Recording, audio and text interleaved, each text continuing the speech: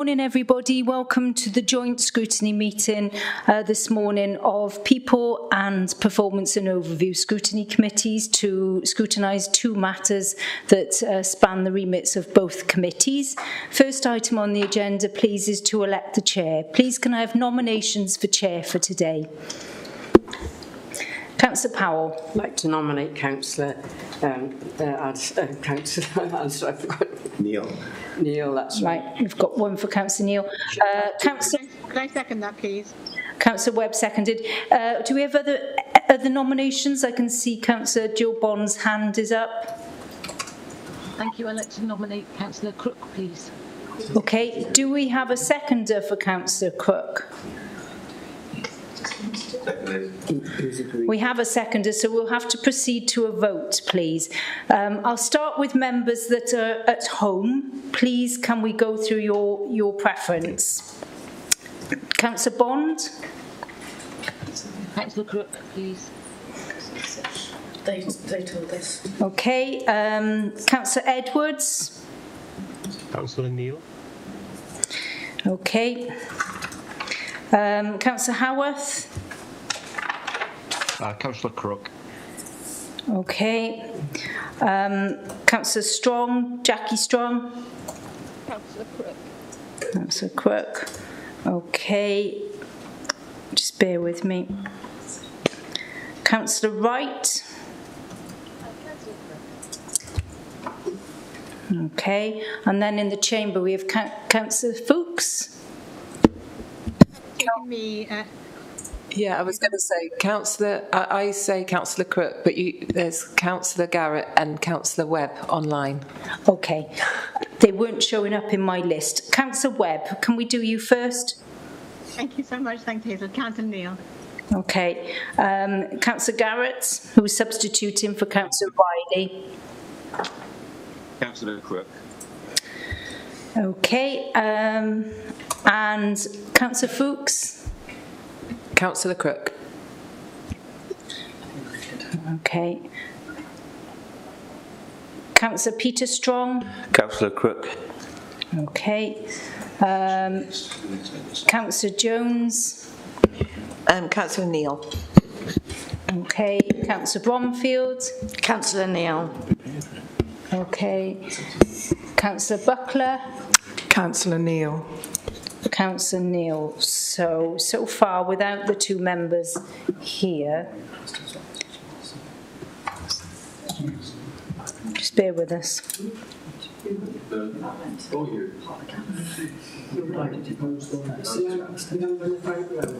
Sorry, Chair or Hazel, I haven't been asked yet. Okay. Councillor Howells. Councillor Neil. Councillor Neil. Okay. So 7 fellas now. She asked me the late vote. Equal.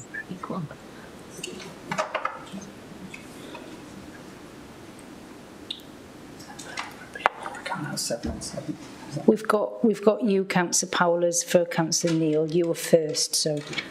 7 and 7.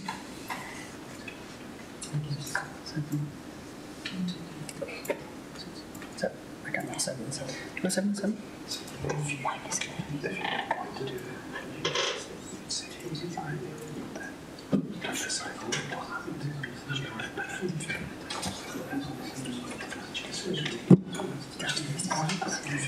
So we appear to have a tie with 7 for each, and now we've got the two members at the top. So I think we need to ask what their preference is. Chair, can I say that I would prefer Councillor Neil to chair the meeting today, as he is more prepared than I am at this moment in time.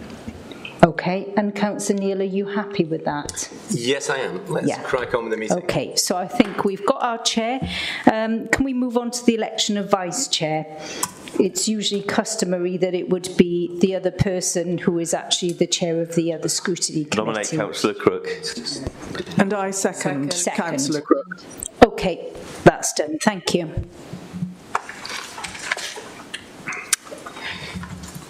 Thank you, Hazel, and we'll move on with the meeting if we may, and it's good to have John as Vice Chair, because John brings a tremendous amount of experience, and I know he's going to nudge me if he's got any questions, and I'm looking at hands on a screen, so please feel free to do that, John.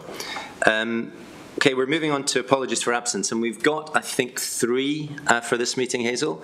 There's Councillor Riley, who's been substituted by Councillor Garrett on screen. Thank you, Councillor Garrett, for substituting.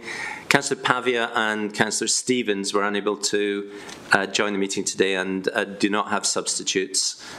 So just for the record, we have those, and we'll move on to Item 4, which is declarations of interest, if there are any.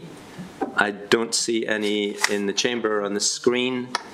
So we'll move on to the Item 5, which is a public open forum. And have we had any submissions, Robert? I don't believe we have. Great. So I'll just, if committee members would just allow me just 1 second, for any residents who may be looking online, either now or at some stage in the days ahead. It's just to say that our Scrutiny Committee meetings are live streamed, and a link to the live stream will be available on the meetings page of the MCC website, which we're very familiar with. It works very well. And this is where any resident can share their thoughts on any reports or any proposals being discussed by any of the Scrutiny Committee meetings. And there are guidance notes there too to help explain how to do this. So if there are any residents who are interested, please look at the MCC website. It's very good and it makes it straightforward. And just before we move to item 6 on the agenda, I'd just like to say thank you to the committee members of both of our committees here today, which is Performance and Overview and the People Scrutiny Committee, for enabling this meeting to be set up as a joint committee. And for residents watching or stakeholders watching, I've done this because item 6, the Safeguarding Performance Report, and item 7, the Chief Officer's Annual Report for Social Care, Safeguarding and Health, they have really important information for both committees to consider, and most of all for our residents and stakeholders to know about. And we believed that it would be a very productive thing to actually bring both committees together, where we can get the best of the questions that can be raised and avoid duplication and hopefully gaps that might otherwise occur. And could I ask committee members and officers to please state their name, and in the case of councillors, which committee they're part of, on the first occasion that they may speak. Thank you very much for that.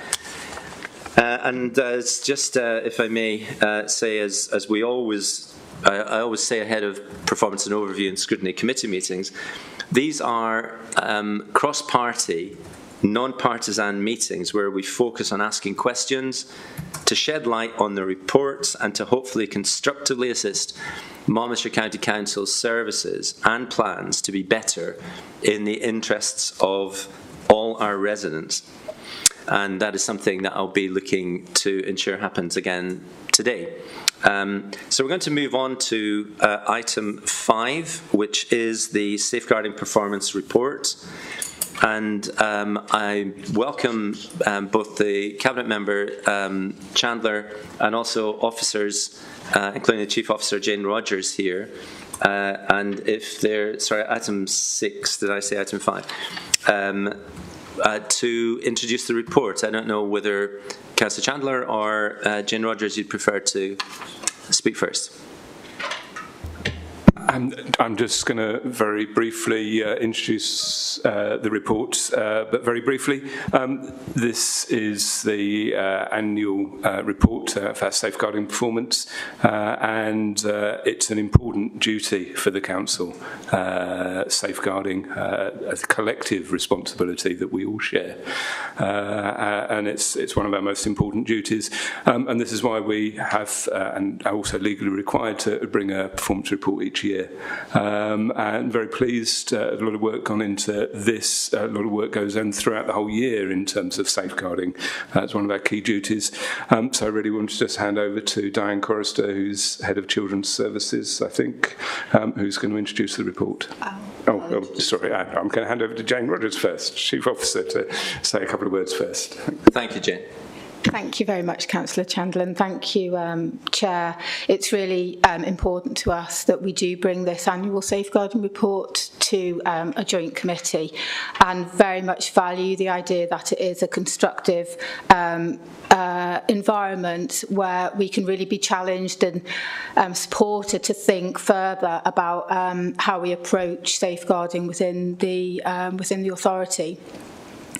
So I'm very pleased to have with me Diane Chorister, who's the Head of Children's Services for Monmouthshire and also has Head of Safeguarding within her role, and Kelly Turner, who is the Service Manager for Safeguarding with me today. So we're very pleased to bring the safeguarding report into the Scrutiny Committee.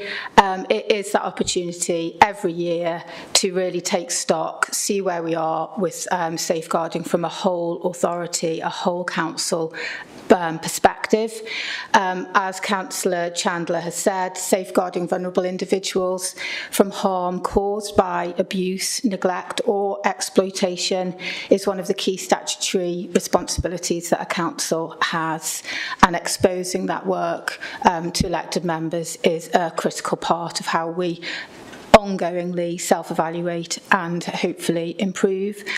As we have done over many years now, we've set the annual report out via the 5 cornerstones of safeguarding. I have to say this approach probably goes back, well, it's probably 10 years now, and we've never wavered from it really.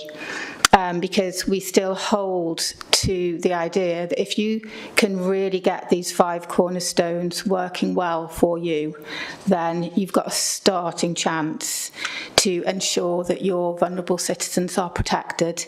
So our 5 cornerstones in Monmouthshire are the governance, making sure that the leadership for safeguarding is robust, and the idea that safeguarding goes right through the council in a hearts and minds way, that understanding and core belief that safeguarding is everybody's responsibility.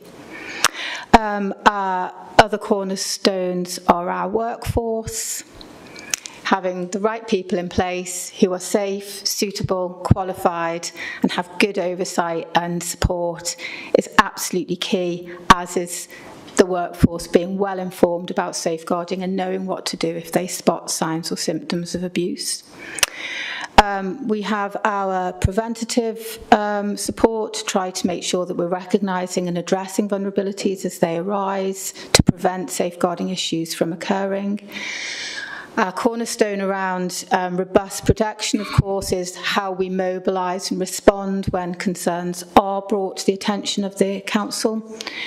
And our final cornerstone is making sure that services overall operate in a safe way, taking due regard to their safeguarding responsibilities.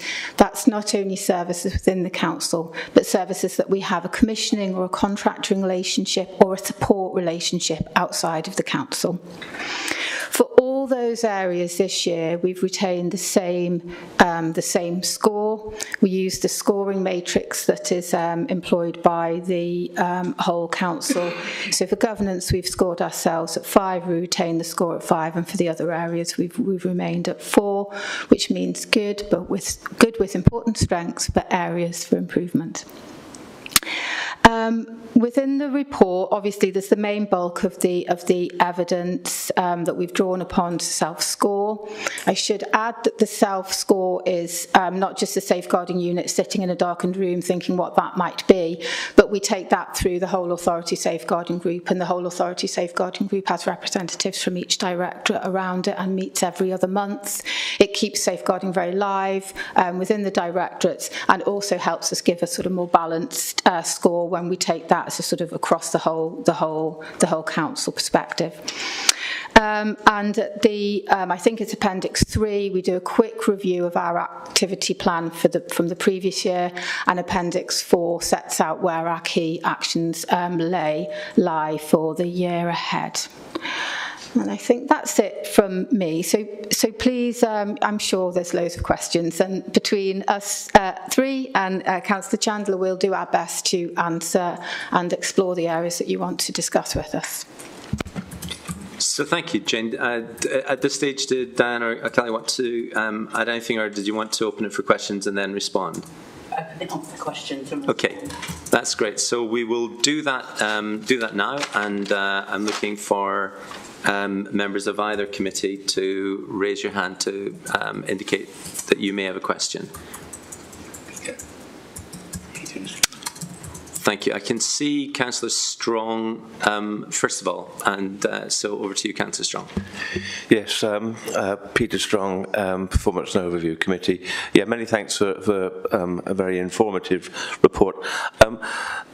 Just a question, really, it relates to page 15, where we've got a chart and a sentence above the chart giving us some numbers. And this is an issue that has been raised in Performance and Overview in relation to other service areas.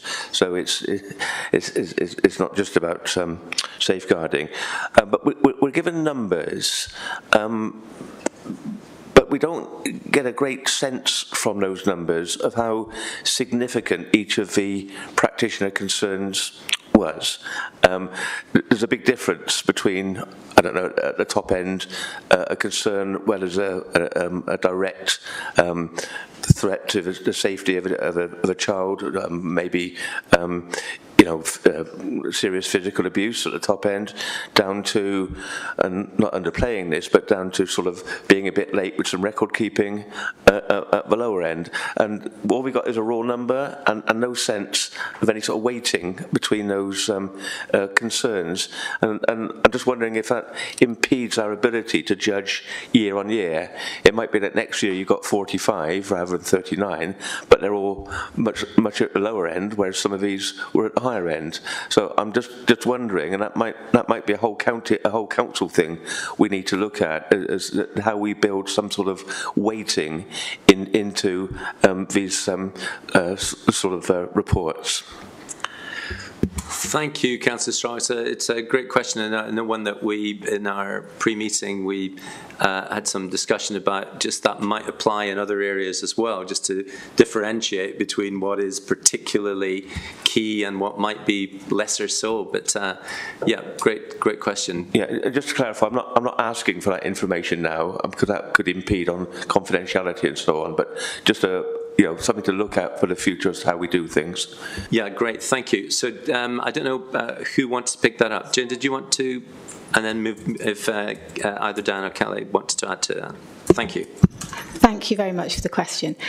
So what I would want to say firstly, before I just briefly hand over to Diane or Kelly, when we're talking about practitioner concerns in the safeguarding arena, the practitioner concern is related directly to abuse or neglect. So it's not an issue of professional practice, it's where there is a specific safeguarding concern or allegation about a person who's in a position of trust. So there's got to be a sort of related to either they've neglected, abused physically or otherwise a child or a vulnerable adult, or that for some reason in their own personal life we're concerned about their suitability to work safely with a child or a vulnerable adult. So, I mean, I think it would be strengthened if we'd have made that really clear in the opening part of that, and we'll take that absolutely on board. And I think that idea of sort of giving some sense of weighting or where the professional concerns have arisen from might also strengthen. And it might, are you able to just give a sort of sense of how it's been over the year? Just as you're passing that one on, could I just remind all committee members at home to please make sure you've got your cameras on at all times. Councillor Howarth, I notice your camera is not on. So thank you. And just to allow Dan, sorry for the interruption, Dan. Yes. just for context, and I don't know if that's helpful, and I think some of how we strengthen that is a really helpful thing. I'm just trying not to compare it to sin. If there is abuse against the threat or implication of abuse against a child or a vulnerable adult, in terms of grading how important or how significant that is quite complex. But abuse against a vulnerable person is abuse against a vulnerable person. So how we give that weighting is quite difficult. The weighting is really in the statements around unfounded. These are statutory, unfounded, unsubstantiated, threshold not met. All of these are the statutory weighting, if you want. But I take on board there may be something that we could do that would make that clearer and help the council understand what we are actually dealing with without being too specific and asking for individual data. So I think that's really helpful. But the weighting that is given in the charts is really around the statutory thresholds. Yeah. Thank you, Dan. Kelly, did you want to add anything to that? I think it's clarified it quite considerably. So, great. Thanks, Hazel. We just had a bit of ringing up coming from over there. It seems to have disappeared now. Just check that everybody has their sound off on their laptops, please. It's got to be right down. Just in the bottom tab of your screen, if you have your laptop open, if you could just make sure that you've got the microphone off. But that seems to have cured the problem, what you've just done there, Hazel. So I'm going to move on, and thank you for that. Going to move on to Councillor Bond. Hello, Jill Bond. Thank you, Chair. Sorry. Jill Bond, Performance and Overview Committee. Councillor in Caldecott. Thank you very much. It's a great work you've been doing over the last year and a very comprehensive report. Thank you very much for that. I've noticed a few typos and a few bits of data that are the wrong way round or don't add up. So I'm quite happy to send those through in a list if that would help. Excuse me. The questions I've got, for example, well, one of the questions is there's on page 21 a suggestion for changes in values. Why were there? Have you got any ideas of why there are more males now that are coming through for child exploitation? That's one of the things, and the explanation of what vault is. Also, the housing team. 50% homelessness have been able to deliver that success rate. What's the plans and what's the blockers? And you mentioned on page 26 young person temporary accommodation. You can't possibly tell us where, I'm sure, but just wondered how many young people are there. And the hub was evaluated following a successful tender. What's it being tendered for, please? Is it up for the evaluation, for the report assessment? And as I say, if you're happy, I've got quite a few where the graphs need a bit more attention, maybe. It's been on that data training on Monday. It's made us all hyper in our attention. That's great. Could I ask if you've got those? And I noted during the pre-meeting that you had a number of well spotted what looked like typos or not matching numbers. Could you send those through, please, to Jane, to Dan, to Kelly, so that they can pick them up separately? But if we could focus on Councillor Bond's questions just now, and again, who wishes to start by picking them up? I'm going to go as a standard roll call to Jane first of all, and you can decide among yourselves. Okay, Dan. The easiest one is what is vault, and that is a term that is used within the MACE, which is the police local authority analysis of exploitation in Gwent. So that is looking at victims or offenders or locations or themes. We have picked that up, and the acronym hadn't been explained, but what that does is allow them to think of individual elements, so we can talk about victims and the specific things about victims victims or victim groups, but locations are very big. So if we've got an area of Monmouthshire where we're seeing a lot of exploitation, offenders, are there offenders who are individually targeting different groups, and themes, what are the themes that are being picked up in exploitation, because it's a bit more nuanced than just criminal and sexual exploitation. Exploitation is such a growing area of our understanding in safeguarding. The other questions were... It's about males particularly, thank you. Do you want to? Yeah, thanks for that question. I think in terms of the males, that's the recent recognition of criminal exploitation now being a theme. Historically, it would be child sexual exploitation, which was recorded. However, because there's been that recognition, now criminal exploitation has been added. And there's a number of boys, therefore, that are recognised to be involved in criminal exploitation. And so that's where the males has increased quite significantly in that area. So, for example, drug misuse and criminal exploitation that boys can be involved in. Could I just also move us back to the question Councillor Bond asked around homelessness blockers and temporary accommodation, the numbers involved? We're obviously not looking for any confidential information. Within exploitation there was one location which was identified to involve lots of vulnerable people where exploitation was a real issue of concern. There was no children at that property. It was young adults over 18 that we were concerned of. And so therefore there was a number of meetings held which really looked at kind of troubleshooting and risk assessing those people in that area, and there's been lots of kind of plans put in place to safeguard people as a consequence. But no children. Thank you, Kelly. And Councillor Bond, did you want to? Did you feel that you hadn't quite had the response to one or two of those points? Yes, please. I think it got a little bit confused then. Sorry, perhaps it was me. So it was about the homelessness that is 50% and what the blockers and the plans, and also I guess it's not within your department necessarily. And then the young person temporary accommodation, the shared home. Just wondered how many young people are in there, and then about the tender, about the hub, and what's the tender for, please?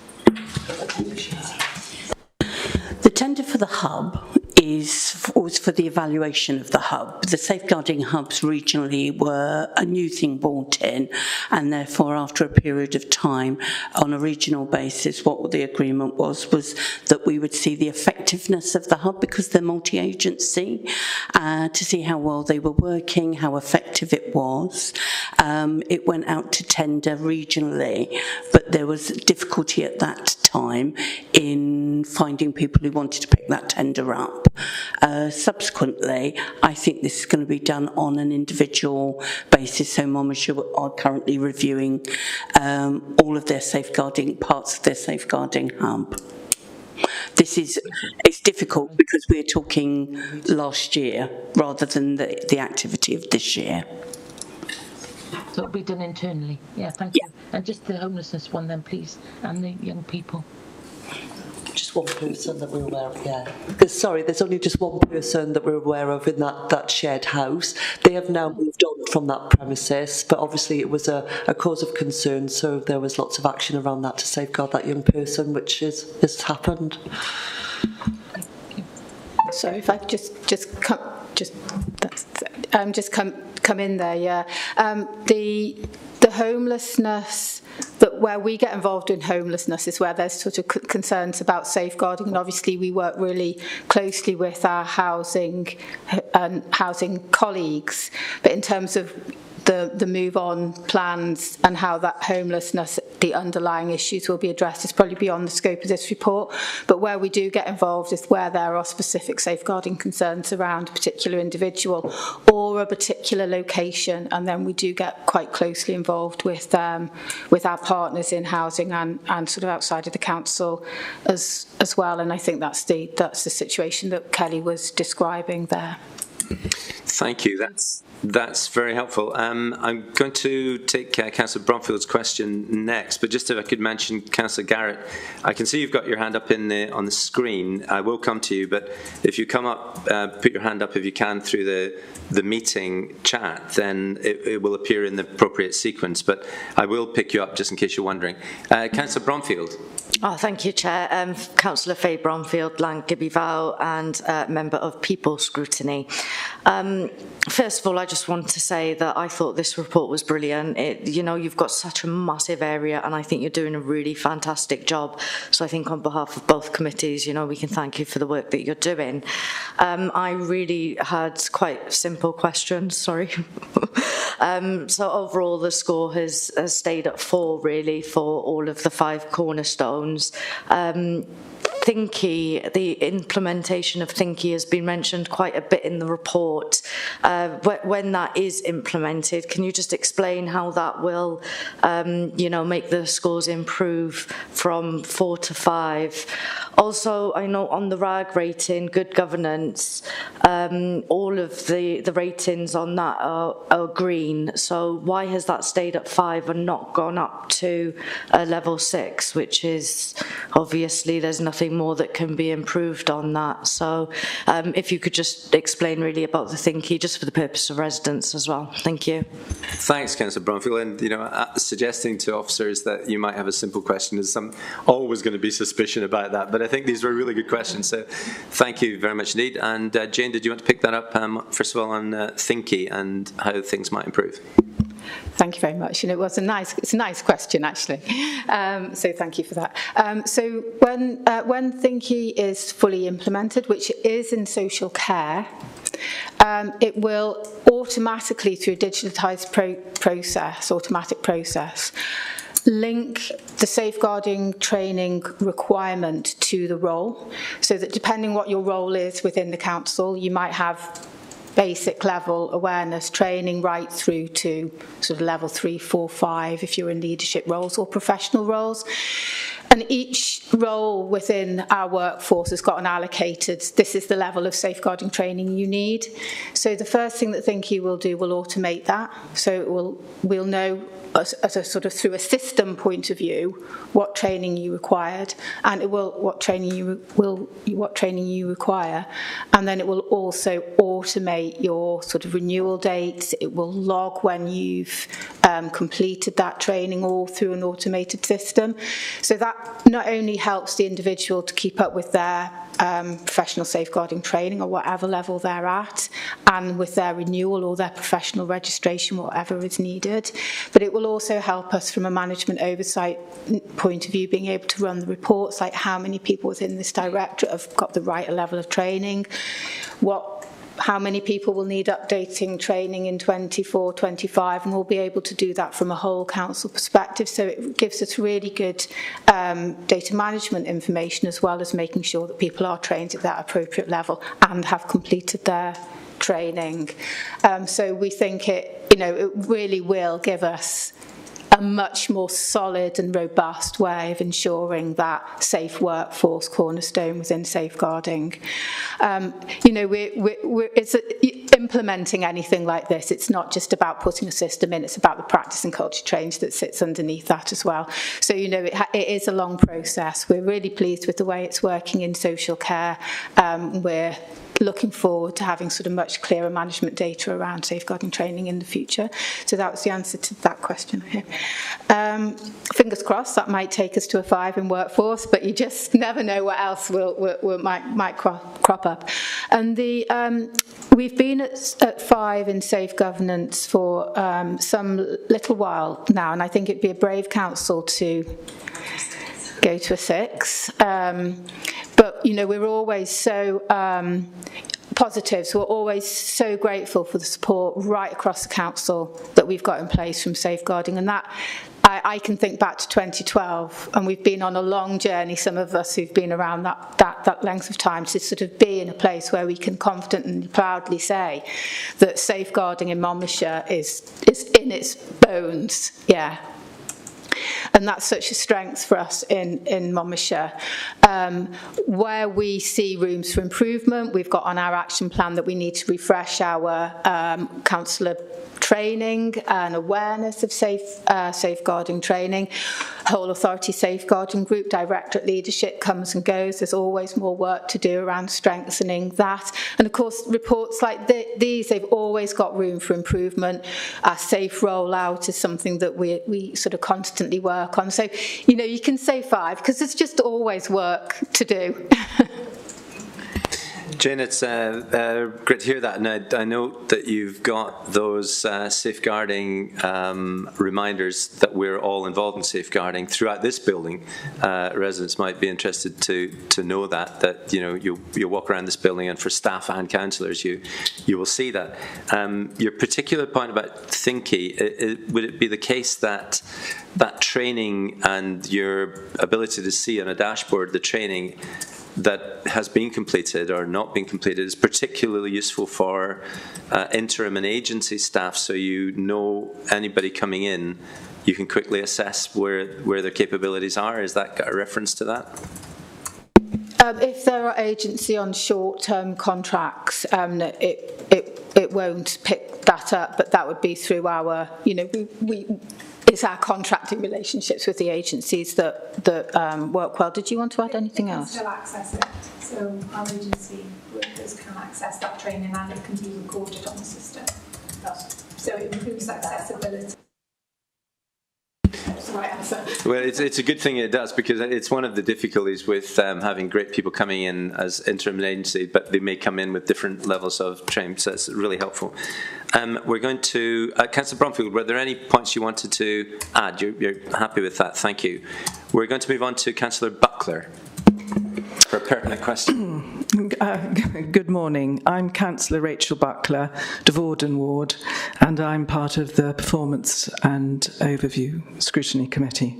Thank you very much for your safeguarding evaluation report. It's very comprehensive, and we certainly appreciate it. What I'd like to know is how closely you work with the police regarding the child exploitation structure.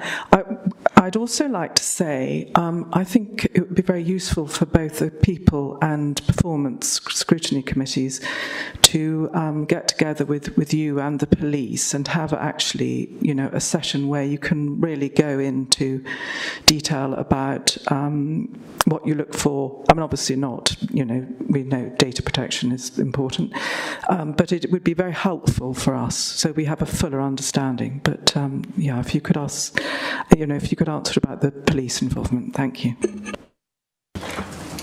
Hi, thanks for that question. The police are rooted into our safeguarding mechanisms very from the onset of a referral being received by the local authority.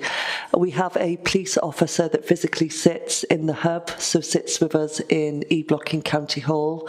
So when those initial concerns are raised, they are part of the initial discussions to consider what are the safeguarding risks. So once it then proceeds, the police are just rooted throughout that process. The police will then undertake joint visits with social workers to explore exploitation and to undertake any assessments about whether we think that that is an issue for a child. And if we do identify exploitation, a child will then become part of an operation with the police and social services, which is then monitored through the MACE system, which is a strategic meeting. So it just shows really at every layer the police are making joint decisions with social services. Thank you.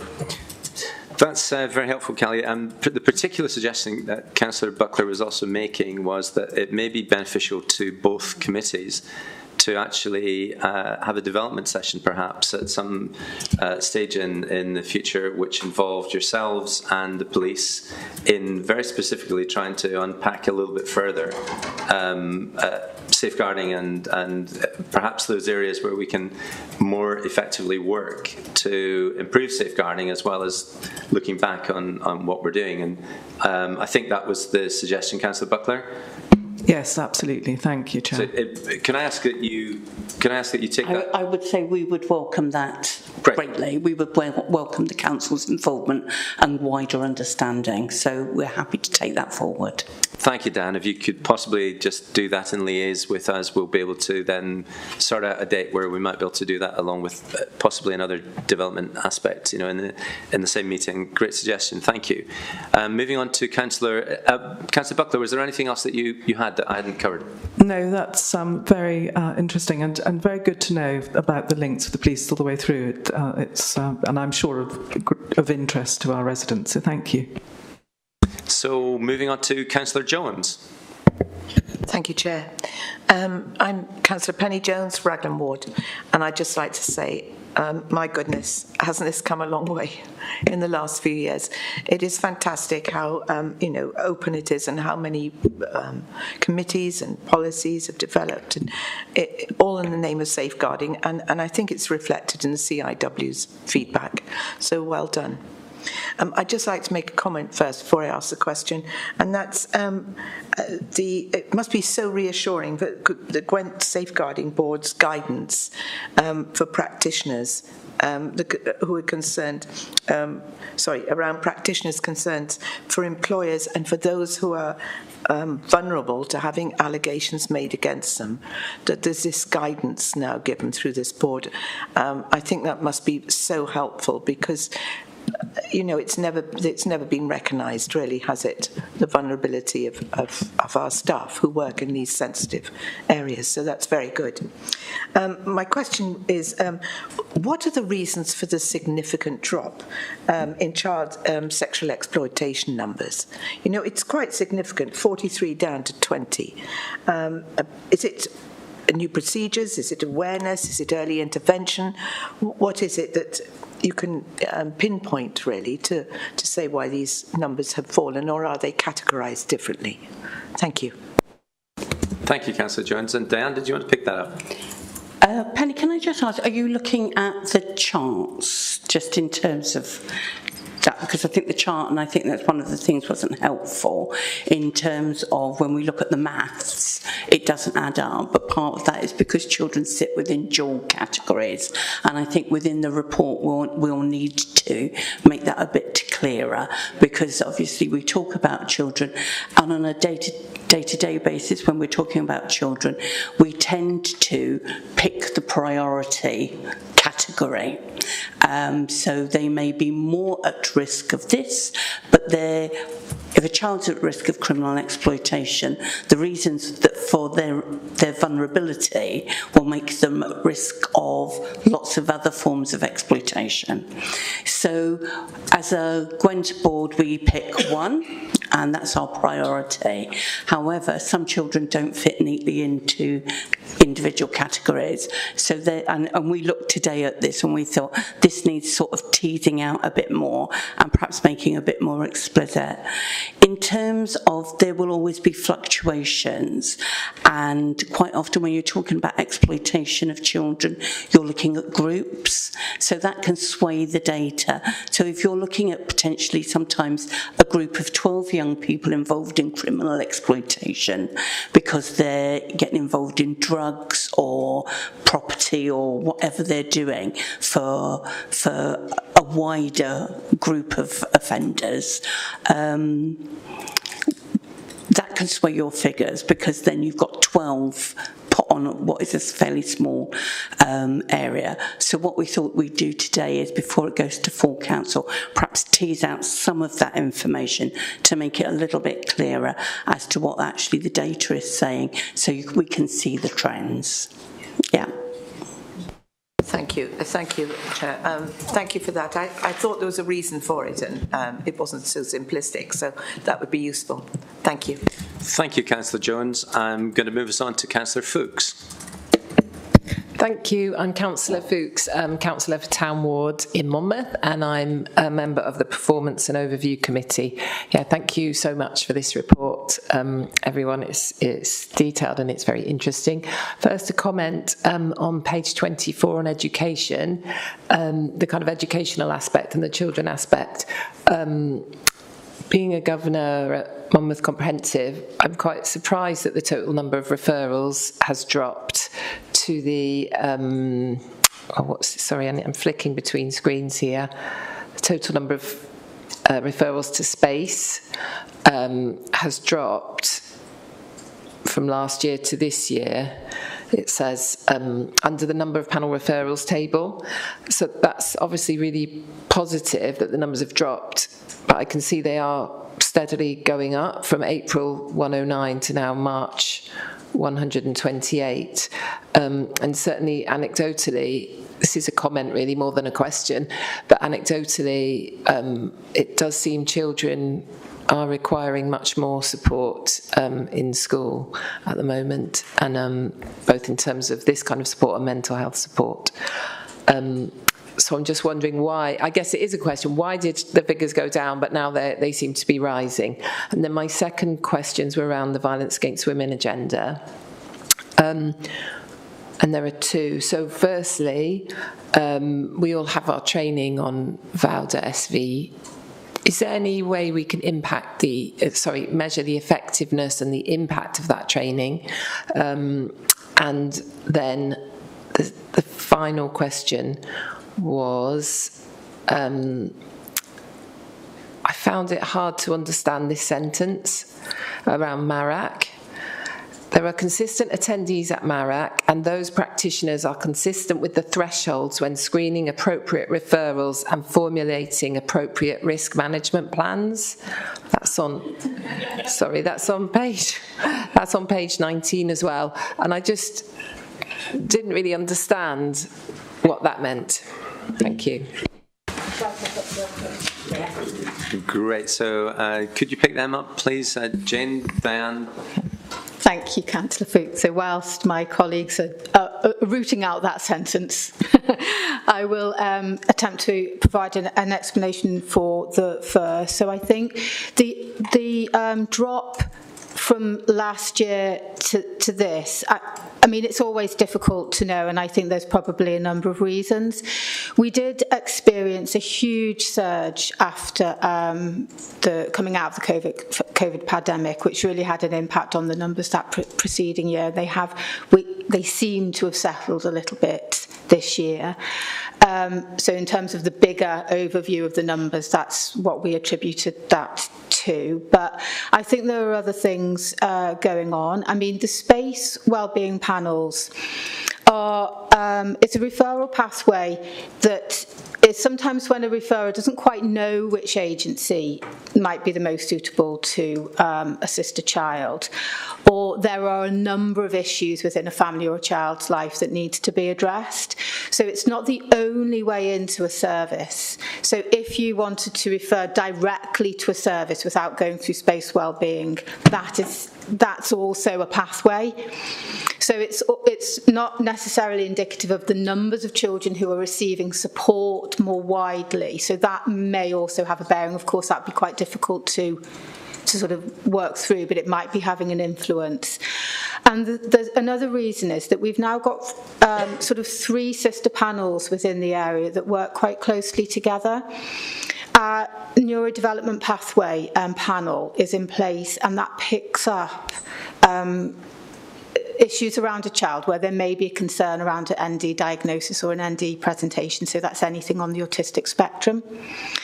That panel is functioning much, it's more bedded into the sort of the 3 panels that we're talking about, so it may be that some of those referrals that may have come to space previously are now going directly into ND.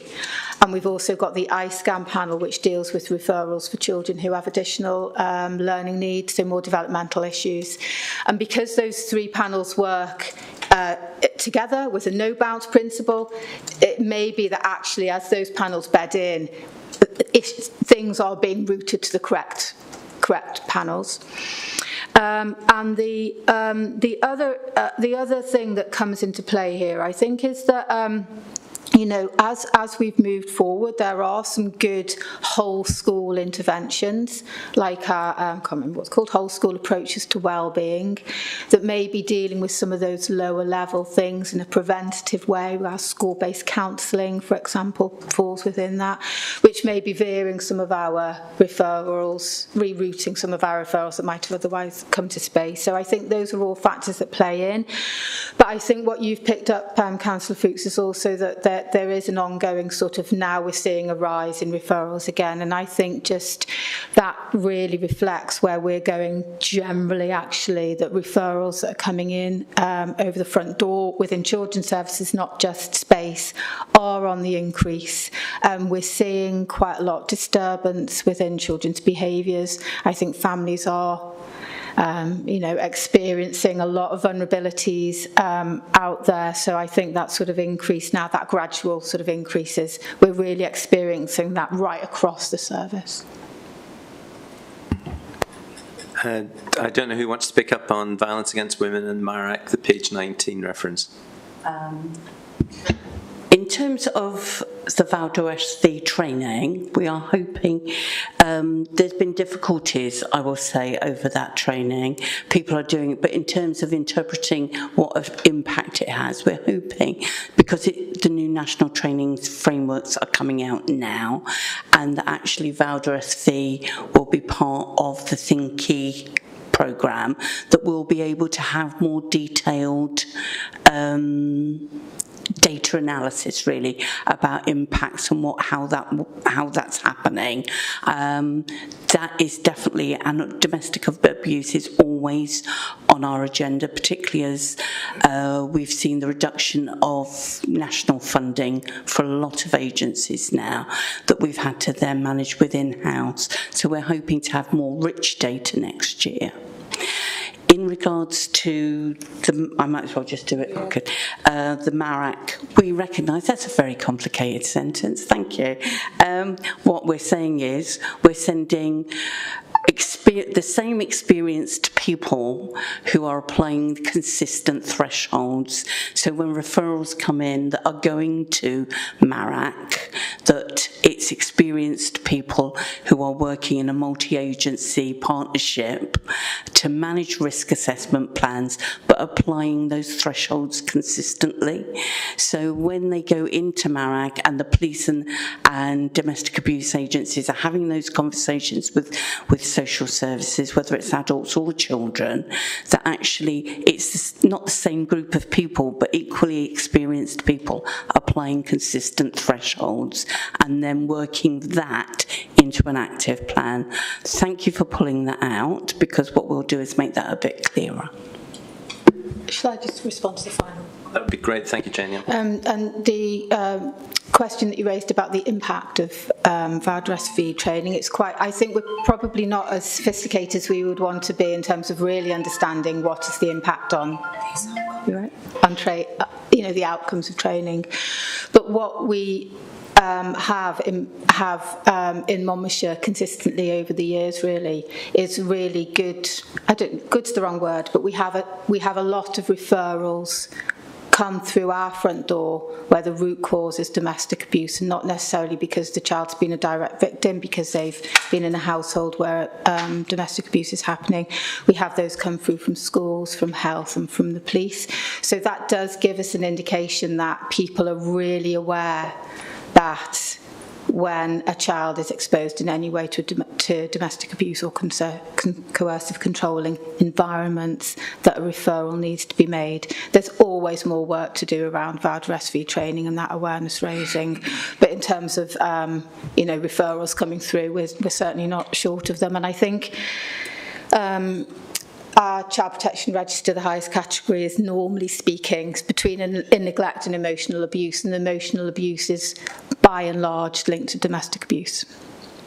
Thank you, Jane, for that. It may well be worth just amplifying that, Jane, with page 33, where having referred to the moving numbers in referrals, which are on the increase, the actual numbers, it appears, of children who are in the local authority care are remarkably stable over the last 3 years.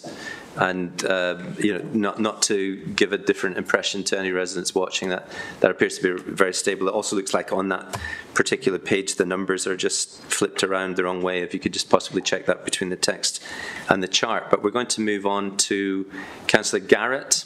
Your question.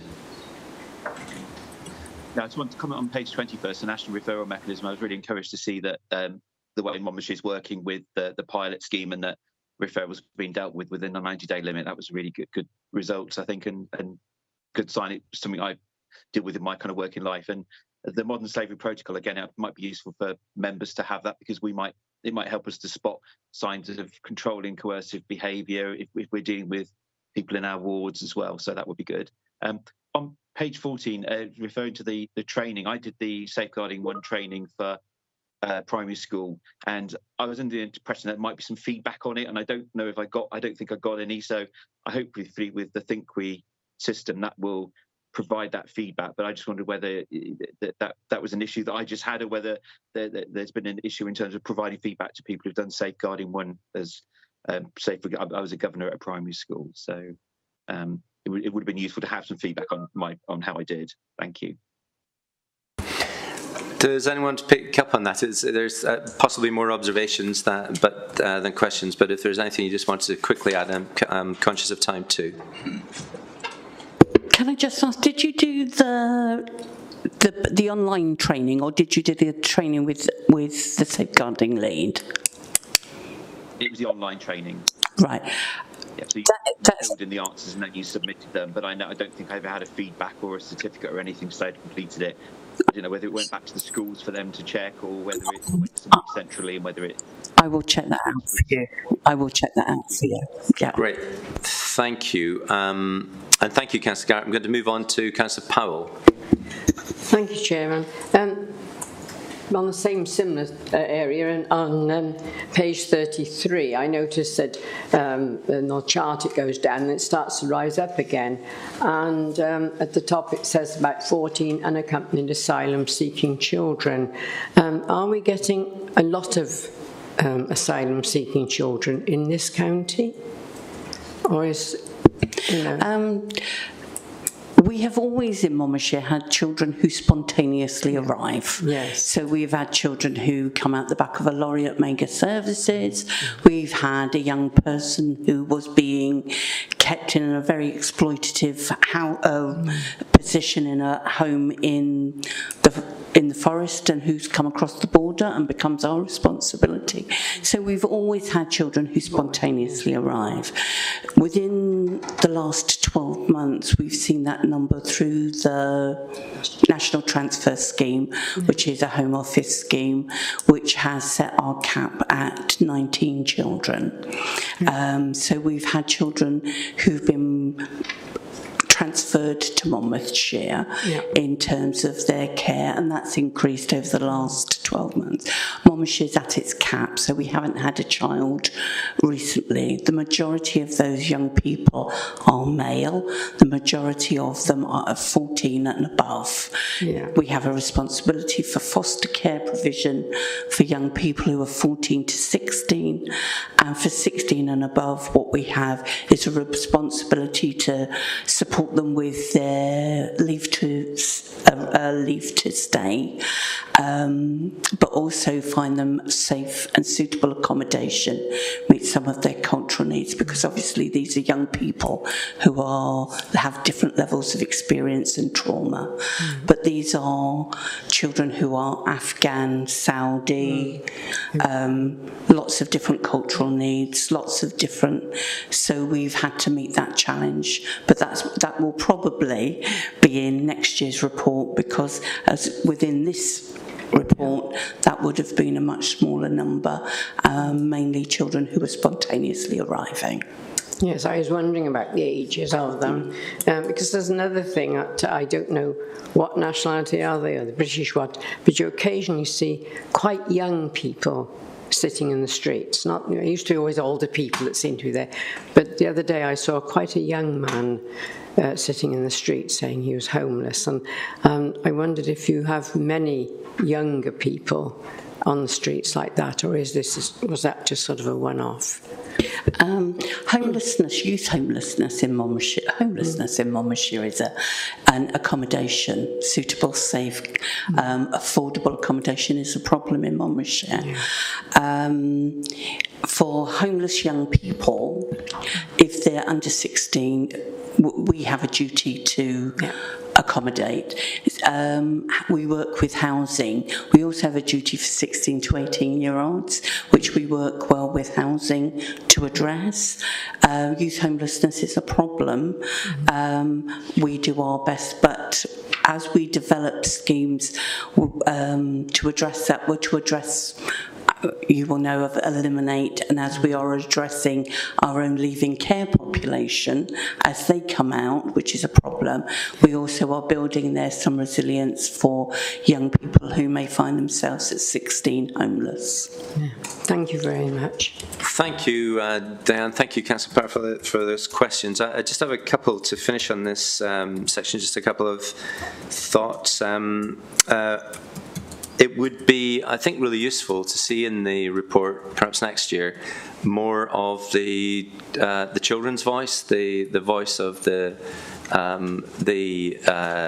dependent or the user of the service. There's so much that is good about that voice that you can pull into this, but if we're reviewing our safeguarding, I think it would be very, very helpful to be able to do that, and it links partly to the view that some would take that we're marking our own homework when we review our own services, and that is something that people can reasonably put to us. The fact that we have to do it may be a perfectly fair point to make. However, the more that we can get the children's voice built into it, the more that we've got some objectivity that we could play into it. And just that linked thought that there may be with other local authorities, the benefit in mutually working with another local authority to, if I put it this way, cast an eye over what we're doing, that another professional team, such as such as yourselves from another perhaps neighbouring local authority, we could do the same mutually to be able to say, okay, we've had a look at what you're doing. We have a slightly different view in this. We agree with those things. Again, it's just to bring in that objectivity, and perhaps that's something that you might want to look at in the future. Just one last question again for more about perhaps the next report. It would be very helpful, I think, to see if there is an established link between the young adults leaving the care system and older age homelessness. The lifelong understanding of the pathway of some of those young people who become adults. It would be helpful, I think, to see if there is any linkage that we should be aware of, and what more might be done if there is the case of that in terms of future report. But really just some thoughts rather than questions, if that's okay, Jen. And with, I see, Simon, I'm going to move us on to the next area. I see you put your hand up there late, but I'm going to move us on just with the time in mind. And I was just mopping up a couple of thoughts after the other hands were up, and we're going to move on just to remind ourselves that our task was to scrutinise the safeguarding performance report, and we have done so. So I move the report and would look to you to second report, which I see no objections to. So thank you for that. And moving on to item 7 on our agenda, and it is the thank you, Diane, thank you, Khaled, appreciate your comments on that. Diana wants to, could I ask Diane, could you just possibly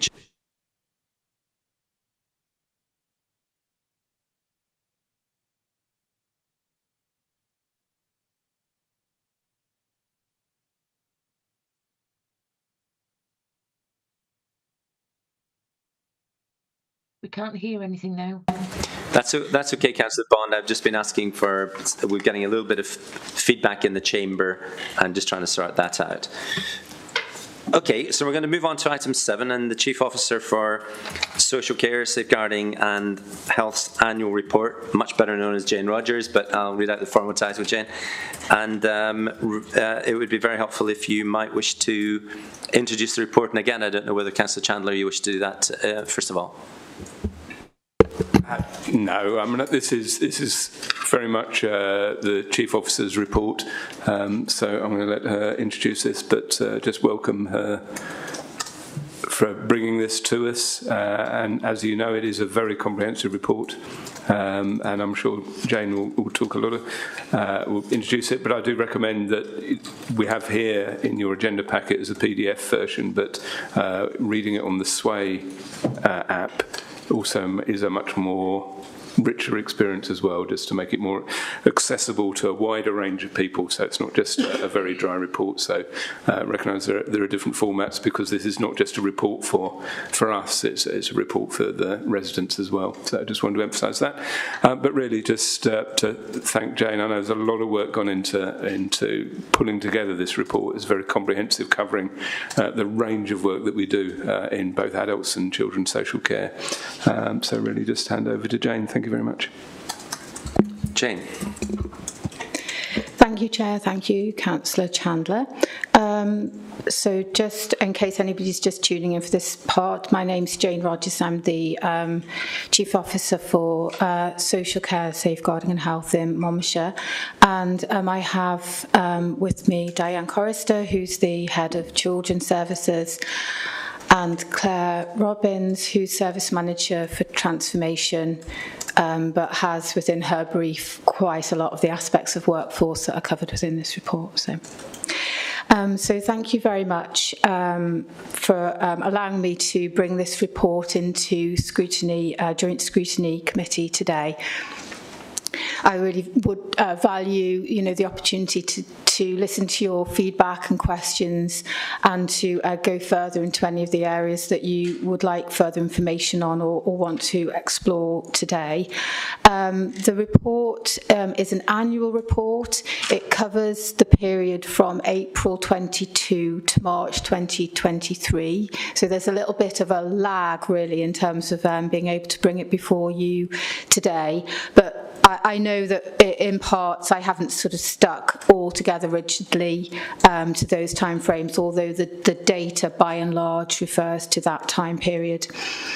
The publication of an annual report by the Statutory Director is a statutory requirement under the Social Services and Wellbeing Act.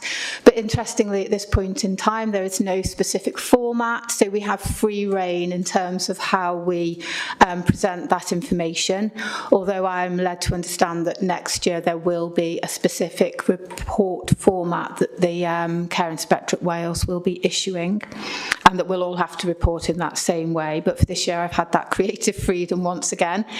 The purpose of the report really is to provide councillors, citizens of Monmouthshire and the workforce within social care and the wider council information about the context in which social care and health services operate within currently. We provide evaluation and analysis of some of our performance, and I have that opportunity, which feels very painful at the time, but actually it's really worthwhile once I've finished, to really sit back and reflect and take stock at an overview perspective on the whole of the directorate, both children's and adults, and of course the workforce as well. The report, as I've mentioned, and as Councillor Chandler has mentioned too, it is intended for a wide audience. I submit it to Welsh Government and Care Inspectorate Wales as part of their assurance of our services. The report is intended very much to be read by the workforce. It's for elected members, of course, for you to scrutinise and understand more about where we are. And it's for citizens and interested members of the public who may want to hear more about social care within Monmouthshire. I would want to say, before we go into sort of much wider questioning, just a note of thanks really to the many people who've supported me and contributed to the development of the report. in the end, it's me in a dark room hammering it out. But actually, the lead up to there has just had input from so many teams. And in fact, I spend a lot of the time writing it, trying to decide what I can bear to leave out, rather than not having enough information. And that's because people want to be able to tell me and describe and tell everybody else what it is that they do. And I can't not say within this introduction just that record of thanks to the workforce. This isn't, although I have to write this report, this actually is a testament to the workforce in social care. This is about what they do, the struggles that they encounter, and what they achieve in terms of their work with people just day to day. So yes, massive thanks to the workforce, really. So the sections, hopefully you've all had the opportunity to read it. The two big main sections are, of course, the adults and the children section. There's a good chunk on the workforce. I've spent the first little bit of time just doing a brief sort of reflection back on what we said that we would do the preceding year in section 2, I think that is. And then there's a final section where I try to bring some final thoughts together around the risks and challenges in the year ahead. So I would want to just say on that note, really, that this is, as everybody will be aware, this is a particular challenging and difficult time for social care and health services. We sort of thought it was bad during the pandemic, and of course it was awful, but this period coming out of the pandemic has been equally challenging. And I heard on the radio this morning that health have a sort of triple task ahead of them. It's like reduce waiting lists, balance the books, and create more beds. And although we're not in exactly the same territory, it does still feel like that challenge is there for social care. Health get the media, but social care really are in that same very, very challenging operational context, being asked to do what might appear on the surface rather contradictory sort of tasks. But what I was really clear about in my conclusions of the report is that it isn't a doom and gloom report. It isn't a report that's full of pessimism. In fact, it's a report that's full of hope, really. We've got such strong foundations in Monmouthshire. We've got a fantastic workforce. We've got brilliant partnerships that have been built up over the course of the year. We've got really stable leadership and, of course, support from the whole of the council. And I think that does give me room for optimism. We've got huge challenges ahead, but we're really not without ideas. And that is always... that always gives you a starting point, doesn't it? If we're just going, that's it, no idea, I'm out of ideas, then that's the time to worry. So I will, be really pleased to open it up for questions, comments, and challenge. And that's it for me. Jane, thanks for that. And I know budgets are tight, but we're going to see if we can get a new light bulb for your dark room that you write these things in. That must make your task a little easier. Very interesting as well. I heard those reports of the last 24 hours about particularly winter beds and the difficulty that some trusts are having in developing the number of winter beds is likely to thrust more pressure on the care that is provided by the council in terms of support in one form or another. So the linkage between our partners, our critical partners in health, is just so important. And I think we'll probably agree that residents, they really don't care where the care comes from. Whether it's council or whether it's health, and the more that we're able to make that an indivisible line, I guess we'll be finding our way into a more enlightened place in many ways. But thank you for the introduction, and if I could also just join on behalf of I'm sure colleagues of both committees would want me to say enormous thanks to the workforce, as well as the officers in the room and the officers outside the room, for what in many ways defines who we are as a council. It's our area of overall greatest expenditure, and it really does for many people matter so much and defines who we are. So you're charged with a lot of responsibility, and we just want to thank you for handling that and managing that on a day-to-day basis. And I know that circumstances can be extremely challenging. So just to add to your own thanks to your workforce, Jen. So opening that to questions, I see Councillor Buckler hand up first. Thank you, Chair. Jane, I have to say, I was going to say it before, but I do like the way you write. You're very engaging, and I hope that in the next year's report that your writing will shine through too. I'm very glad that you're also looking at the current position as well as, looking backwards. I think it's very good to give us context and, to see where you're going in the future. You sort of flag up the sort of turnover and sickness rates are higher than you'd like. And, you've got 212 people employed. What are the vacancies? How many are there? And, what do you think can be done to sort of mitigate this? It's obviously presumably caused by stress in the job, but if you could elucidate on that. And what factors are causing demand for new adult services? You mentioned the uncertainty in the eliminating profit agenda. The lack of suitable placements for children, it must be tied up with that. And what becoming more competitive as more for-profit providers. What do you mean by that? And could you sort of elucidate on the responding to government policy drive? So it would be good to know what's actually happening as a result of the policy.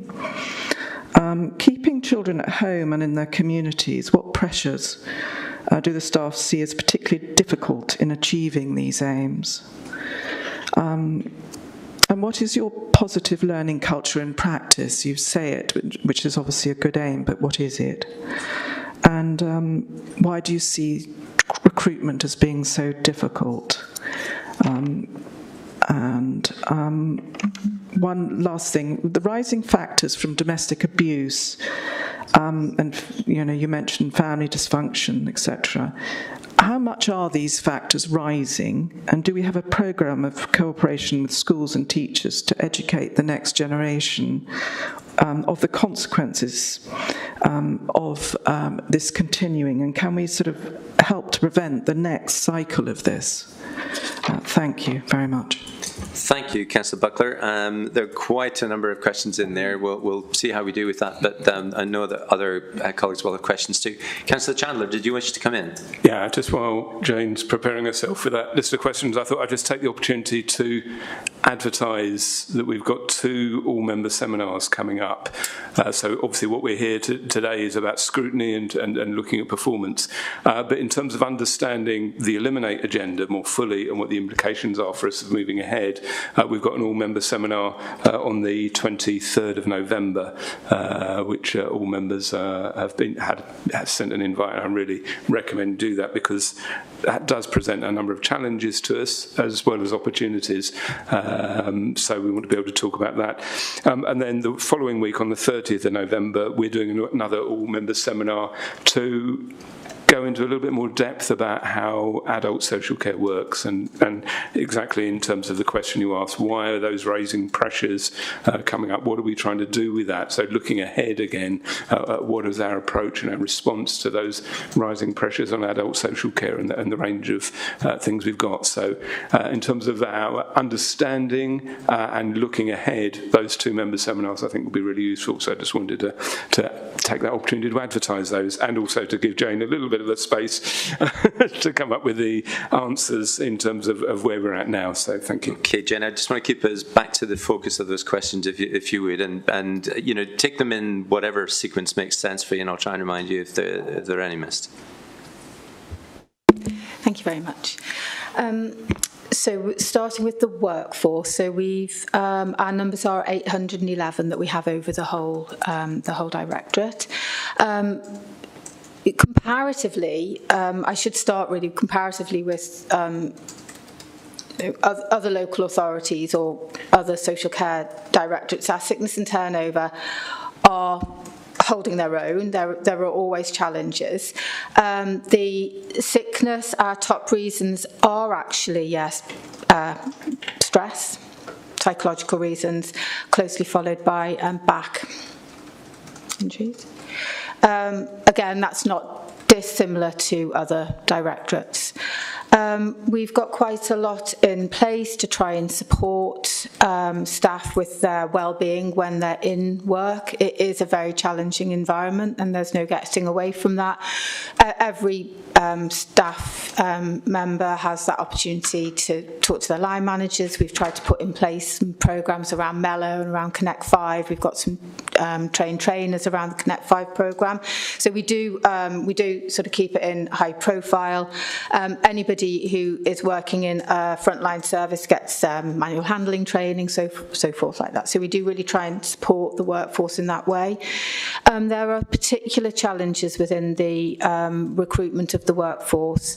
I think from the last time I wrote the report to this year, these have become much more defined, so we know where their particular challenges are. Child protection is one area, occupational therapy, mental health practitioners and direct care. We've put in some pretty bespoke campaigns around those areas and generally tried to raise the profile of how rewarding a career in care can be. Those are links within the report. We've looked at some specific targeted recruitment around child protection, and we're slowly sort of getting more onto a permanent workforce within that particular team, but it does vary. And the reasons, I think, partly it is around that perception of social care being a really challenging place to work, and it is a challenging place to work.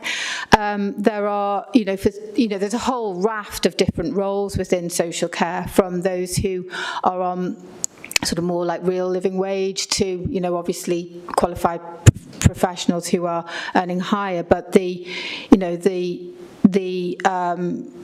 individuals who are in that direct care field, there's a lot of other competition around where they might work for the same money, but in slightly less stressful environments. So there's, you're trying to capture people in because this is a job that's really rewarding. It's a great job. It might present challenges, but there are equal rewards, and you do get equal support.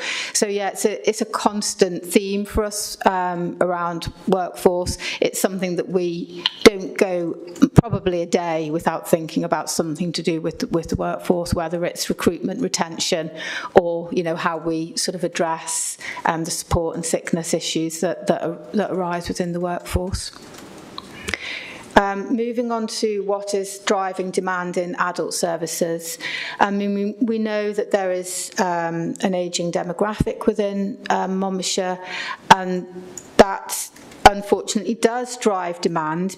As people live further into their old age, they can have more complicated ailments, and they can have things that sort of come together. We sort of know also that issues that affect people who are older, such as isolation and loneliness, also can drive sort of demand on services.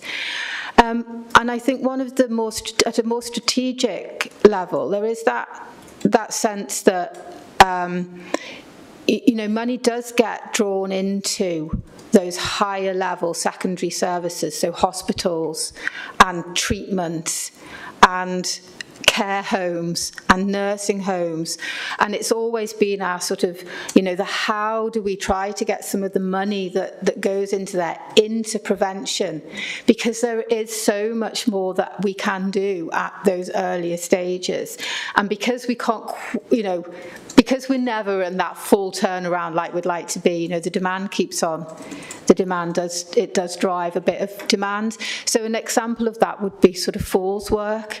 So if we're thinking about, a fall in the community, an ambulance arrives and you're conveyed into hospital, what we'd like to think that actually a fall doesn't just drive automatically that pathway, but there is work that we can do to prevent falls and to work with somebody who has fallen to prevent a secondary fall. There is work that we can do in the community that would help us manage some of that demand. And but we can't always get that turnaround, so I'm sorry, probably rabbiting on a bit here, but there's lots of things that drive the demand. There's some about just the fact that people are getting older, they are becoming iller and frailer.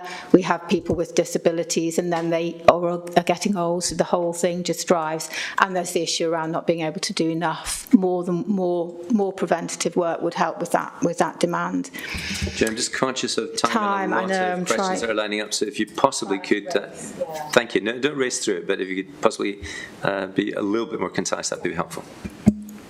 So uncertainty around placements in the context of the Eliminate agenda, I think what that's created for us is, for the provider landscape, is just uncertainty. So providers of placements, whether they are residential or private fostering, it's just uncertainty. What they might experience is a rather more hostile environment than perhaps they would have experienced before, and not equally at the same time we've got that drive for placements that's not just experienced within Monmouthshire, but obviously the placement market is the whole of Wales and the UK.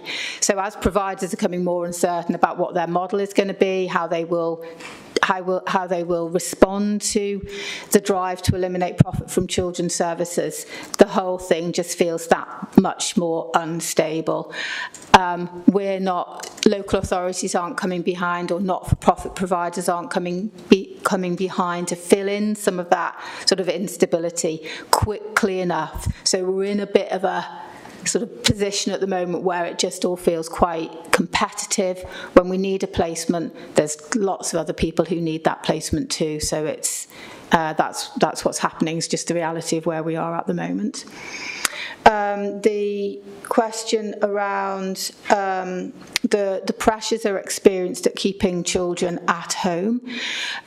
We're talking about children who may be on the Child Protection Register, but our sort of main purpose is really to work with those families to allow them to develop their parenting skills or address whatever risks or issues that are causing the concerns, to address them so that the child can remain safely at home.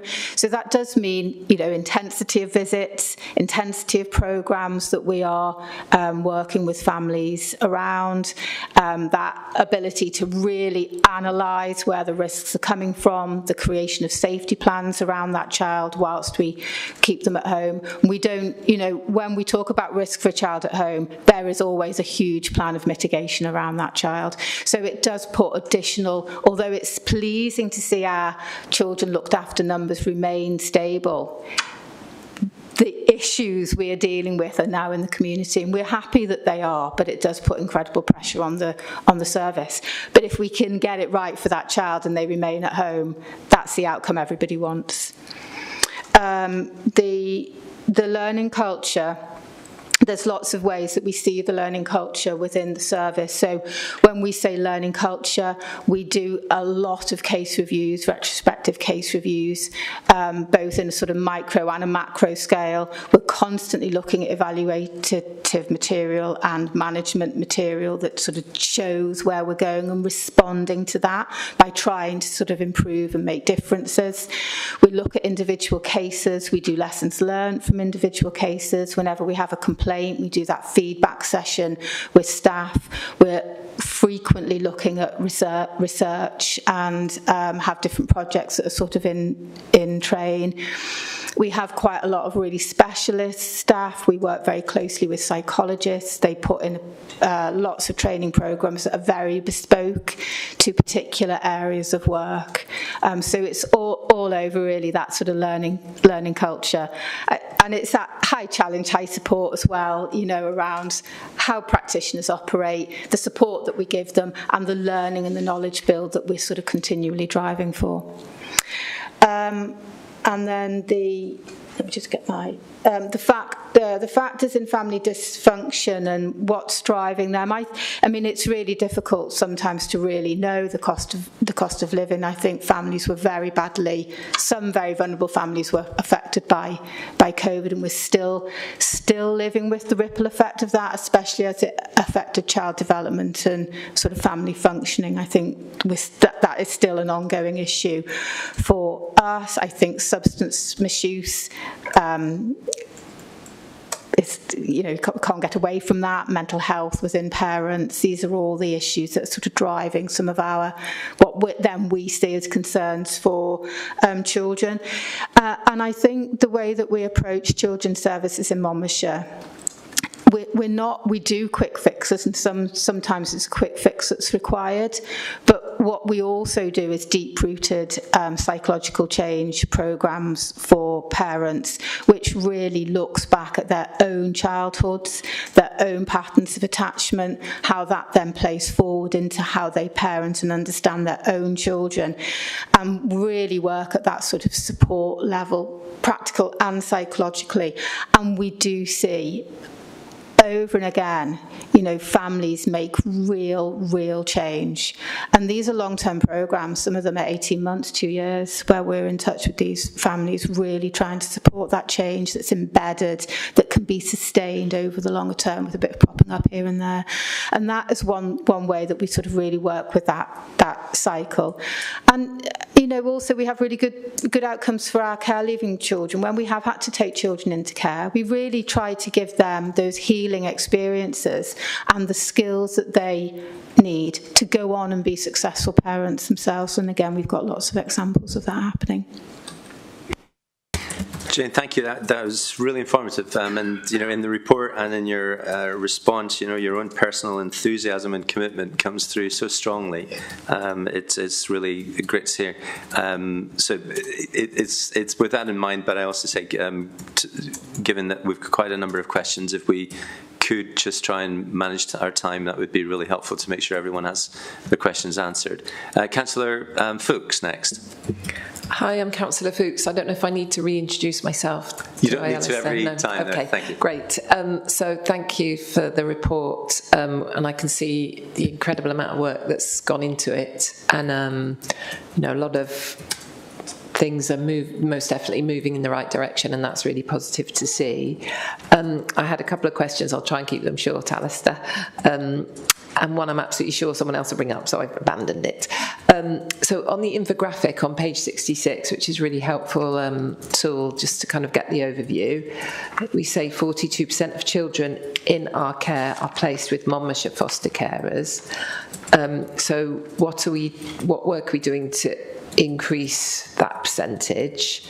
And I think the figure on page 83 relates to that, the sentence that around the fact that we need 34 more in-house carers required to move to a predominantly in-house service. So I was just wondering what we're doing to try and do that. And related to that, I was amazed to read that there is on the same page 83 around where our foster carers are situated, and that interestingly you've got 33% in Abergavenny, 21% in Caldicot, etc., but none at all in Monmouth mentioned. So I just wondered whether we need to do a big recruitment push in Monmouth, because Monmouth is mentioned. It says 15% in Chepstow, 5% in Usk. So anyway, that was the question around getting our in-house carers. But the other question I wanted to ask was around, again, on the infographic. So 73% of care leavers are still in employment or training after a year, which is really, a good, strong figure. But what are we doing to support the other ones that are not in that bracket, the other 37%? Thank you.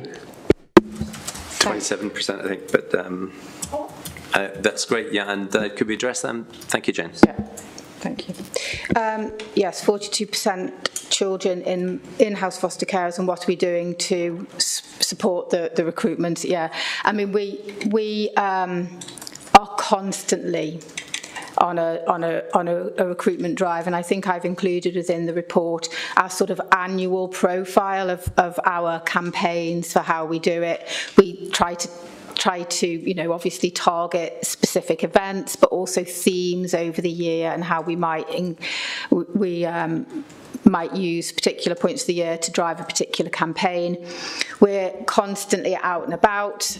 The fostering placement support team work really hard to sort of develop their campaigns. Yeah, they are fantastic. I'd like to pay testament to them. I've seen them at so many events in the past year, and they're so enthusiastic, and they're absolutely brilliant. So no, it was more, are there any lessons we can learn? So I know we're doing all of that, but is there anything else we can learn from elsewhere where we can, there's a different approach we can do to just get to that final hurdle?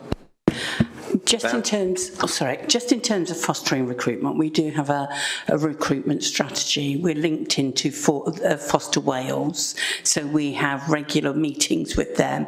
We're very much engaged with across Gwent, obviously the 5 heads of service, in terms of the fostering requirements.